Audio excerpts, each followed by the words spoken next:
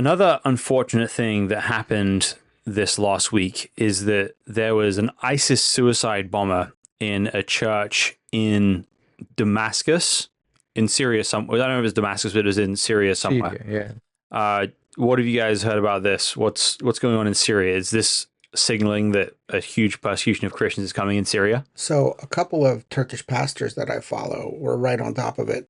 Like they were posting pictures of it right after it happened. And this is definitely targeted. I mean, that was all their opinions. This is heralding a persecution of Christians. Whether or not that's accurate or not, as time will tell. But I think the problem is that you don't need the government to sanction it, because you have enough rogue actors inside of Syria to be able to do that kind of thing.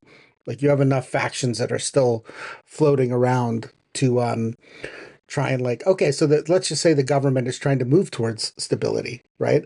We've seen Al Qaeda do this before. We've seen ISIS do it before. You attack the sitting government's stability, and then you try to destabilize them and implement your own agenda through violence. So I think regardless of whether or not the government is in on it, I think that Christians, it's probably open season on Christians. Yeah, and I think, Syria just came out of civil war. Right now, there are remnants of instability still there. Sure. Right. Of course, Giuliani, if you see Giuliani, and if you look at his background, of course, there is some shady business there. But right now, he is filtered through the lens of Western eyes and, baptized and so on and so forth and put on a throne. So he, of course, serves Western interests. And that involves protection for all minorities, including Christians and Zaydis and whatnot there, right? Just to remind you that the Shia sect that is there is not considered Muslim. So the Bashar al-Assad's people. The Alawites. Yeah, Alawites. So Alawites are not considered Muslim, so they are a minority there too, right? But this government, new government, I'm so hopeful that these type of things can happen anywhere. It's not just Syria. It can happen in Pakistan. It happened in Pakistan. It can happen in UAE or even in the United States, God forbid. God forbid. But given that it is from that region which has been notoriously known for these type of things, it raises alarms for a lot of people that, the wave is coming again. Yeah. But I think it's just it will take some time to just manage all the things in that country and bring stability and peace. Well, it's a long road that will take. So I think, sorry. Yeah, I think Giuliani is on the right track. I guess that's what I'm thinking. His statement on this, he says, "We promise that we will work night and day, mobilizing all our specialized security agencies to capture all those who participated in and planned this heinous crime to bring them to justice." He says, "This attack reminds us of the importance of solidarity and the unity of the government and the people in facing all that threatens our nation's security and stability." Exactly. That's what I mean. I think that what the people that I saw, in Turkey and other Syrian believers that I've met, particularly over the last couple of months, they've been, okay, fine. Like, Syria was safe, quote unquote, for Christians. Okay, it was safe, quote unquote, for Christians, but it's still oppressive. Turkey is safe, quote unquote, for Christians, but it's still oppressive.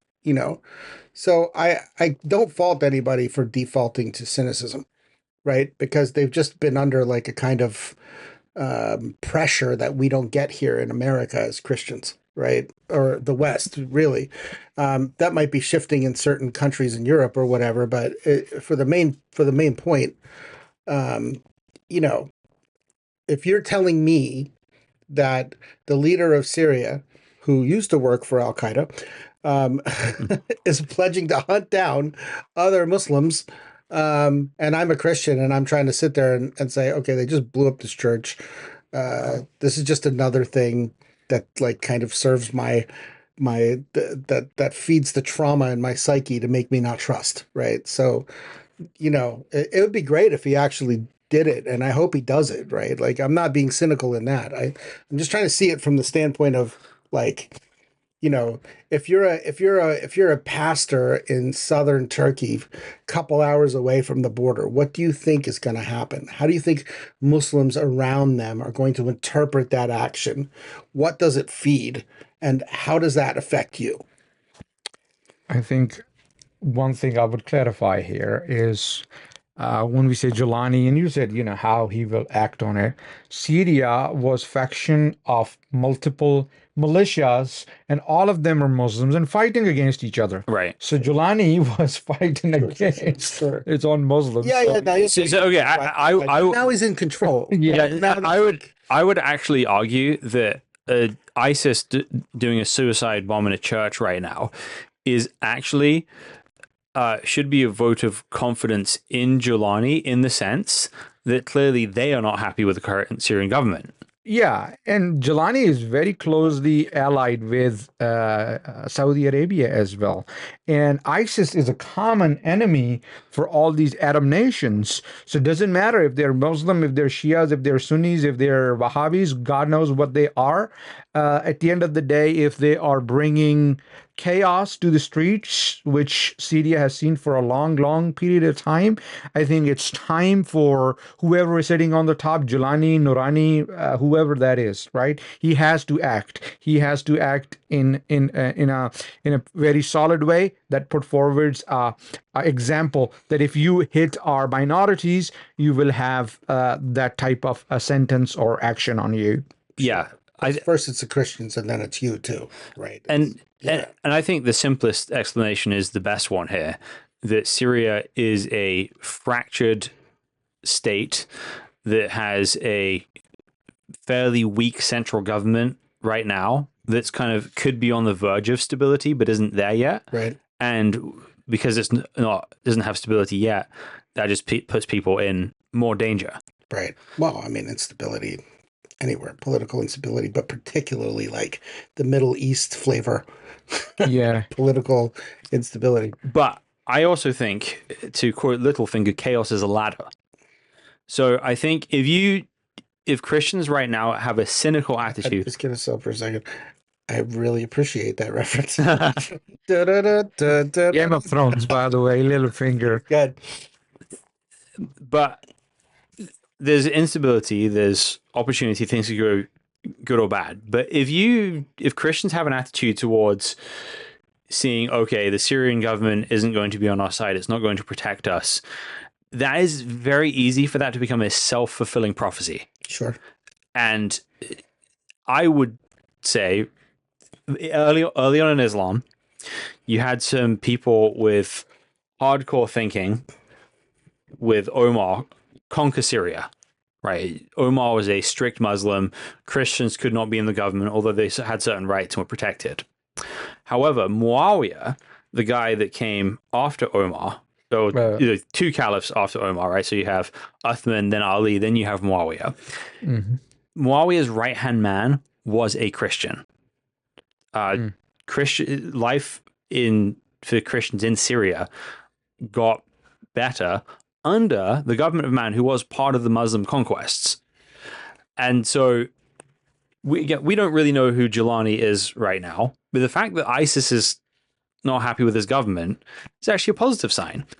Well, ISIS-K is not even happy with Taliban. Yeah, right. Not happy with anybody.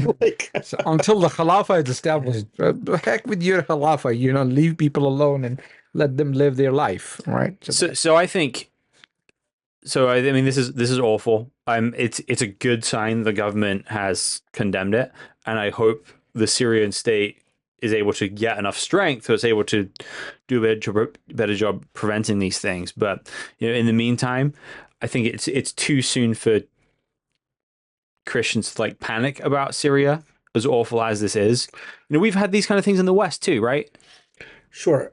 There was somebody drove a truck into a church in Michigan, and then got out with an semi-automatic rifle, and started shooting up the church. And somebody saw him doing it and hit him with the car, right? So first, initially, it was like the security guard shot him, but then it was like somebody hit him with the car. Um, you know, they didn't blow up the church, but they inflicted damage on a church, and the assumption um, was that the person was Muslim, and I don't know if they are or not. The problem is that regardless of whoever did it, it does happen here.